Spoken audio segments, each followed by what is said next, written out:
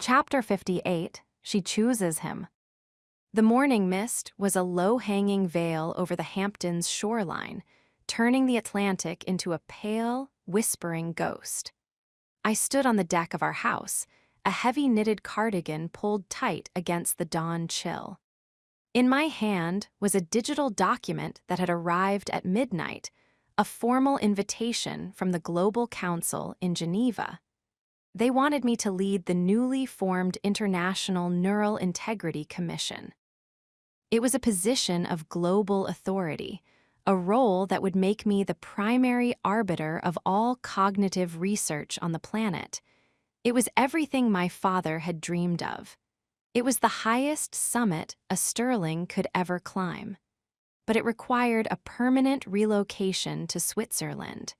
It required a life of diplomatic neutrality. And most importantly, it required a clean break from the Blackwood controversy. The fine print was polite but surgical. To ensure the integrity of the commission, the chairperson must operate without the influence of former corporate entities. They didn't name Alexander. They didn't have to. The world still saw him as the man who had written the cage, and they wanted to ensure he never had a key to the new world I was building. I heard the sliding glass door move. I didn't turn around. I knew the weight of his step, the rhythm of his breathing. Alexander walked up behind me, his heat radiating through my sweater. He didn't touch me. He was still practicing that careful, respectful distance he had adopted since he kneeled in the study. Marcus told me the council reached out, he said, his voice a low, steady baritone. He shouldn't have, I murmured. He's still a Blackwood man at heart, Maya. He manages risks. And a chair at the Global Council is the biggest opportunity of your life. He finally stepped up to the railing beside me, his profile sharp against the rising sun. He looked at the horizon, his jaw set. You should take it. I looked at him, my heart doing a slow, painful roll. You want me to move to Geneva. You want me to take a job that would effectively bar you from my professional life. I want you to have the world, Maya. I spent so much time trying to shrink your world to the size of my penthouse. Now that the door is open, I won't be the one to stand in it. He turned to me, his gray eyes clear and filled with a devastating sincerity. I'll follow you. I'll be the shadow in Geneva. I'll buy a house on the lake and wait for you to come home from the meetings. I don't need the room, remember. I just need you. The steward was gone, but the martyr had taken his place. Alexander was so determined to be the perfect partner, to prove that he wasn't a cage, that he was willing to let himself be erased. And in that moment, I realized that the choice wasn't between New York and Geneva. It was between the woman the world wanted me to be and the woman I actually was. Alexander POV. I watched the conflict in Maya's eyes, and I felt a cold, familiar dread. I was doing it again. I was managing the situation. I was offering her the freedom of Geneva because I was too afraid to ask her to stay in the world I had tainted. I thought that by being the one to suggest the move, I was protecting her.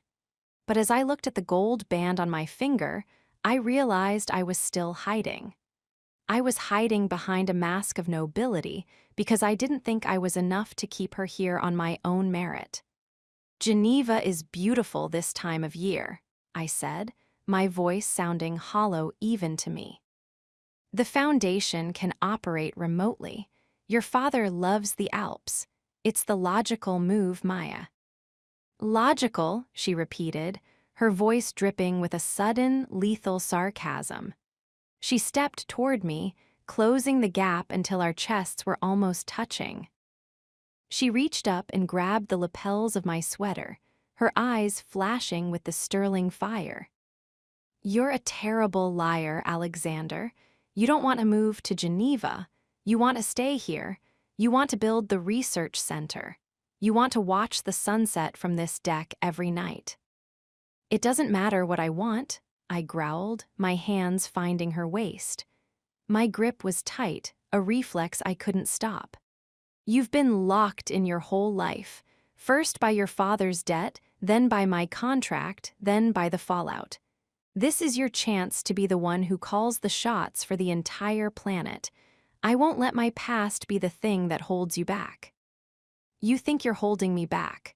Maya laughed, a jagged, raw sound of frustration. Alexander, look at me. I am the CEO of the most valuable tech group in history. I have the UN on speed dial. I have cleared my father's name. If I wanted to go to Geneva, I would already be packing my bags. She shoved me back, her hands flat against my chest. But I'm not, because the council in Geneva doesn't want Maya Sterling. They want the Sterling brand. They want a sanitized version of the truth. They want me to pretend that you're a consultant they can ignore. She stepped into my space again, her presence overwhelming. I choose you, Alexander, not because I'm locked in, and not because I'm grateful. I choose you because you're the only person in this world who actually knows what the science cost. I choose you because I don't want to rule a planet if you're just the shadow in the corner. She reached into her pocket and pulled out her phone. She hit a sequence of buttons and held it up for me to see. It was a sent message to the council. Thank you for the invitation. However, the Sterling Blackwood Foundation operates as a partnership. I will not accept any role that requires the marginalization of my chief strategist. We will remain in New York. The science will remain public, and our doors will remain open on our terms. I stared at the screen, the breath leaving my lungs. She had rejected the highest honor in her field. She had chosen the controversial billionaire over the global saint. Maya, I whispered, my voice breaking, you shouldn't have done that. I told you, Alexander, she said, her voice dropping to a low, seductive rasp. I'm the one who makes the rules now, and my first rule is that we do this together, or we don't do it at all. Maya POV. The weight of the choice felt like a liberation. As I looked at Alexander, I saw the mask of the martyr finally crumble. His eyes filled with a raw, unshielded joy that was more powerful than any corporate victory. He reached out and pulled me into his arms, his mouth finding mine in a kiss that was a final, absolute reclamation of our life. We weren't the Blackwood Sterling Titans anymore. We weren't a headline or a scandal. We were a choice. I led him back into the house, the future talk and the fallout finally settled. The seductive heat between us was no longer a battle, it was a celebration. We moved through the living room, the moonlight casting long shadows across the floorboards. Alexander didn't say a word, he didn't have to.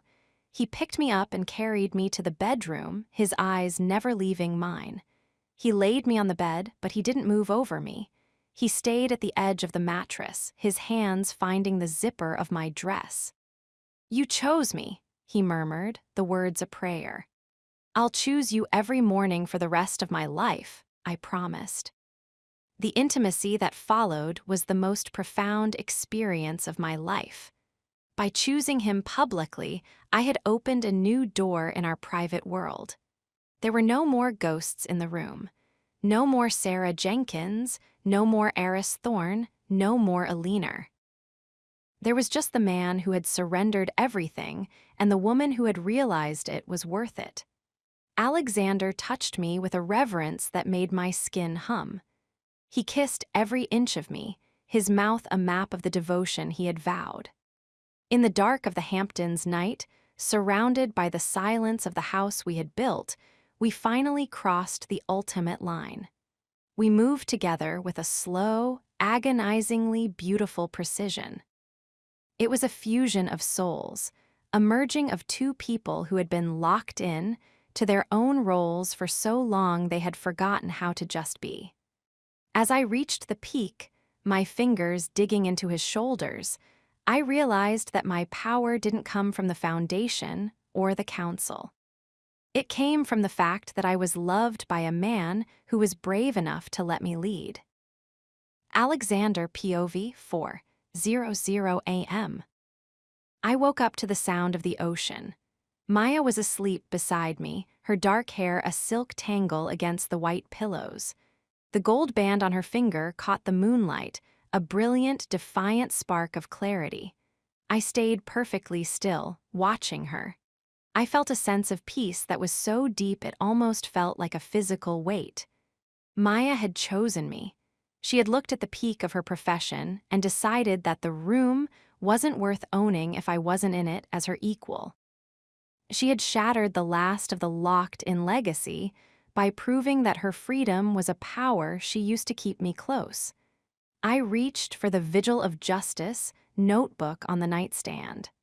I opened it to the very last page. Under Maya's entry, she claims, not because she wants power, but because she found a man brave enough to share his soul, I wrote the final line for chapter 58.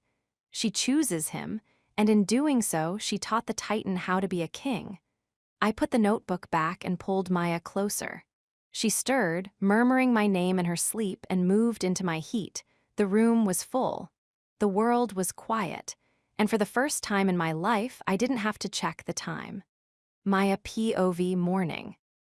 I woke up to the smell of fresh coffee and the sound of laughter. I sat up, the sheets pooling around my waist. The sun was rising over the Atlantic, a brilliant, unshielded gold. Alexander was standing by the window, a phone in his hand, talking to Marcus. He was grinning. "Yes, Marcus. Tell the council we're sending them the technical briefs by noon. But tell them if they want a meeting, they have to come to the dunes. I'm not leaving the beach today." He hung up and turned to me.